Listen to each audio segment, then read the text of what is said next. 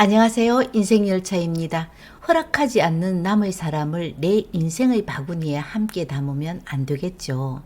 혹시 바람 피워 보셨나요? 다른 사람들에게 들키지 않고 스스로 정리를 해본 적은 있습니까? 오늘은 불륜 커플이 죽고 못 살다가도 갑자기 정리를 시작할 때가 있거든요.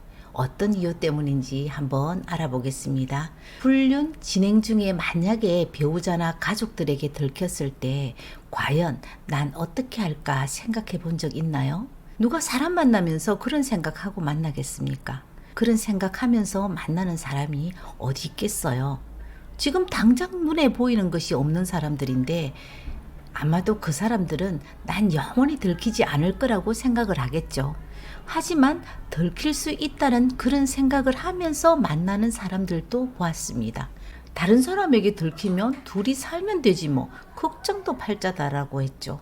화초도 물 주지 않으면 시들시들 하잖아. 사람도 사귀다가 싫어지면 헤어지면 되는 것이고 또 들켰다고 그렇게 쉽게 나 알았어 우리 헤어질게 이렇게 순순히 헤어지는 사람도 없지만 그런 작은 간땡이를 가진 사람들은 처음부터 바람을 피우지도 않는다는 얘기야. 누가 뭐라고 해도 우린 절대 헤어지지 않는다고 하던 사람들도 헤어지는 경우가 있더라고요. 가족같이 친하게 지내던 먼 친척이 있었는데 본처가 딸 3명을 낳고 아들이 없었거든요. 워낙에 아들을 바라고 해서 당신 나이 40이 될 때까지 내가 아들을 낳지 못한다면 밖에서 아들을 낳아도 된다고 했답니다. 그런데 정말 거짓말같이 나이 40의 그 남자가 밖에서 아이를 낳은 거예요. 하지만 딸을 낳았습니다. 그 두 번째 여자는 처녀였거든요. 남자가 인물도 좋고 재산이 많은 편이라 처녀가 어른들 말처럼 아이를 낳고 세컨드로 살겠다고 했답니다. 돈이란 게 참 무서운 것인 것 같아요. 그러니까 그 여자 엄마, 아빠 두 분 다 교육자거든요. 교육자이기 때문에 난 참 받아들이기 어려울 것 같은데 의외로 첫째 딸을 낳고 산모 젖을 삭히면서까지 바로 달아서 아이를 낳아야 된다고 극성을 부렸던 사람이 바로 여자 친정엄마였습니다. 아들이야, 아들. 나도 이제 제사밥 얻어 먹을 수 있는 아들이 생겼어. 남자 쪽에서는 남자 형제만 4명이 있어서 정말 아들이라면 징글징글 할 것 같은데 그런데 이 사람들 생각은 조금 다르더라고요. 장남에게 아들이 있어야 된다는 캐캐묵은 사고방식에서 외도로 바깥에서 아들을 낳았다고 하는데 정말 말도 안 되는 소리잖아요. 드라마에서만 있는 줄 알았습니다. 혼주와 하객들도 사서 결혼식을 올리더라고요. 하지만 아이만큼은 본처에게 올려야 했습니다. 유언은 절대 못 해주고 태어난 아이는 대신 내 호적에 올려주겠다. 본처가 그렇게 말을 했기 때문에 그때부터 남자는 두 집 살림살이를 했는데 20년이 넘도록 했거든요. 그런데 얼마 전에 헤어졌어요. 이유는 단 한 가지 돈이었던 거죠. 본처에게 차를 사주면 똑같은 차를 사달라. 그리고 본처에게 거물을 주면 자기도 똑같은 걸 달라. 욕심이 차츰 많아지고 원하는 범위가 너무 넓어지니까 남자가 자꾸 겁이 나는 거죠. 본처도 아닌 것이 본처인 것처럼 자꾸 선을 넘어오면서 마찰이 생기고 조금 더 있으면 내가 이러다가 내 가진 거 모두 다 빼앗기고 잃어버릴 수도 있겠다라는 위협을 느껴서 남자는 헤어졌다고 하더라고요. 이렇게 불륜인데 오래가는 커플들 있잖아요. 정말 부부인지 불륜 커플인지 알 수 없는 사람도 끝에는 돈에 대한 욕심이 있으니까 헤어지더라는 거죠. 남자들 죽고 못 산다고 하면서도 헤어질 때는 돈 한 푼 주지 않으려고 얼마나 애를 쓰고 살아갑니까? 이런 경우에는 부부도 마찬가지일 겁니다. 남자분들에게는 정말 죄송하지만 남자란 사람들은 다 거기서 거기 똑같은 거죠. 사람들마다 다 이기적이고 자기의 이익이 되는 것을 먼저 생각하는 것은 맞지만 불륜을 하는 사람들은 특히 정말 이기적인 사람이 더 많다라는 것을 저는 좀 많이 느끼는 편이었습니다. 주변에 보면 불륜을 저질렀던 과거형의 사람들도 많고요. 지금 현재 진행형인 것도 정말 많습니다. 바람 피우는 사람들 내가 지금 바람 피우고 있는 중이라고 밖에 공개적으로 말하는 사람이 있습니까? 없을 겁니다. 이게 옳지 않다라는 것을 본인들도 너무 잘 알기 때문이죠. 옳지 않고 참 부끄러운 일이라는 걸 알기 때문에 들켰을 때 다른 사람들에게 내가 왜 이런 바람을 피우는가 하는 것에 대해서 합리화를 많이 시키려고 노력을 합니다. 불륜의 시작은 무엇입니까? 대체적으로 불륜 시작은 그냥 저 사람이 너무 좋았어? 사랑하기 때문에 뭐 이런 이유도 분명히 있겠지만 불륜이 시작되는 경우는 친구 따라 장에 간다고 친구 따라 낯선 이성과의 만남의 자리에서 그냥 잘못된 호기심을 자제하지 못한 성적 욕구에서 시작이 된다고 생각하면 될 겁니다. 집 밖에만 나가면 집에 있는 배우자보다 더 멋지고 끌리는 남자, 여자 많이 있습니다. 산전수전 다 겪고 살아온 중년들은 앞뒤 가리지 않고 마음만 맞으면 바로 직진하고 달려가는 게 숙박업소잖아요. 달려가 보자고, 이 순간을 즐기자고. 이런 사람들의 특징은 이기적인 사람들이기 때문에 가족이나 다른 사람들의 마음을 외면하고 지금 당장의 즐거움과 성적 쾌락을 중요시하며 살아가는 불나방 같은 특징을 가진 사람들이죠. 바람 피우는 일은 많이 수치스럽고 부끄러운 일임을 알기에 숨어드는 곳이 숙박업소일까요? 아니죠. 그 사람들의 목적이 숙박업소에서 이룰 수 있기 때문에 숨어 들어갈 뿐입니다. 내가 들킬 줄 알았나? 나 몰랐어! 우리 부부는 대면대면하게 남처럼 살고 있는데 내가 바람 피운다고 해서 그 사람이 상처받는다고? 천만의 콩떡이지. 절대 안 받아. 이렇게 생각하시는 분이 정말 많다는 거죠.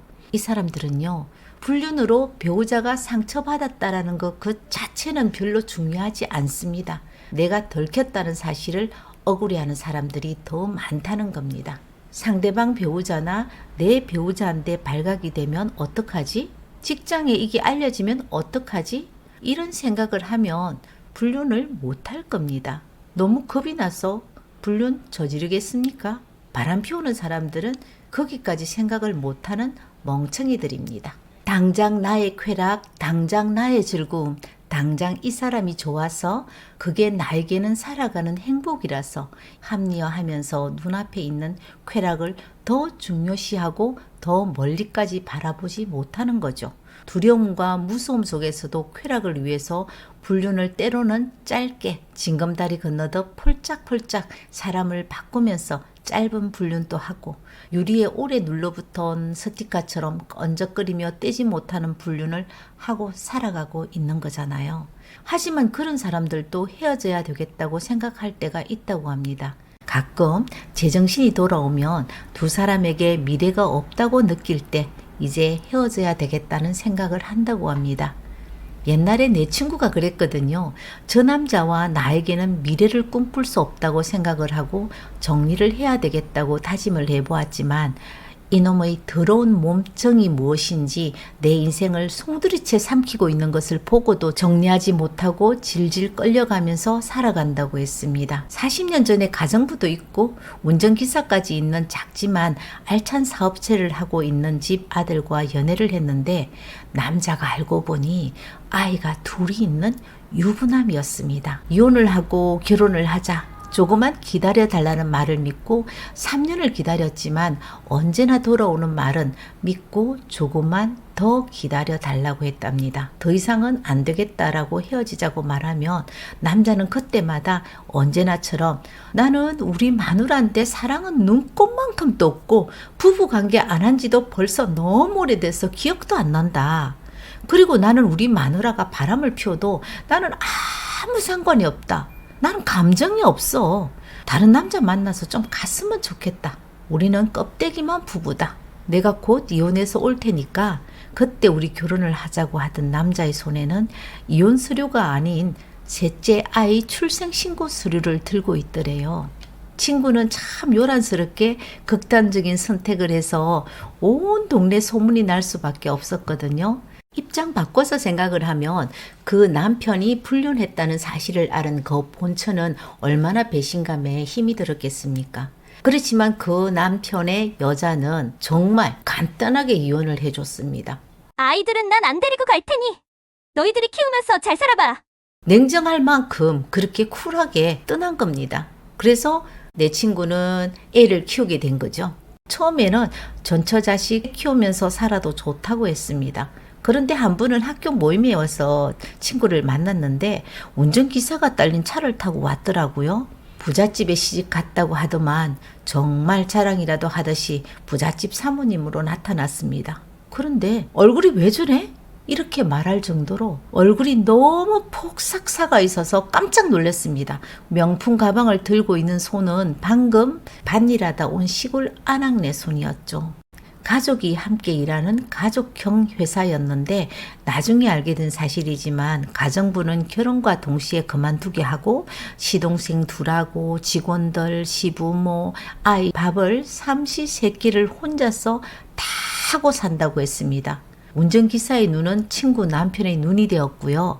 입은 친구의 하루를 재현해주는 스피커였죠. 불륜을 해서 만났기에 넌 언제나 그렇게 할 수 있는 여자다라고 생각을 하고 남편이 의심을 하는 거였죠. 비록 불륜이었지만 이 남자와 결혼만 한다면 세상 누구도 우리를 불륜이라고 욕할 수 없다고 생각을 했답니다. 결혼을 하고 난 후 알게 되었다. 내가 아무리 사랑이라고 해도 불륜은 불륜이더라. 아름다워질 수 없는 것이 불륜이더라.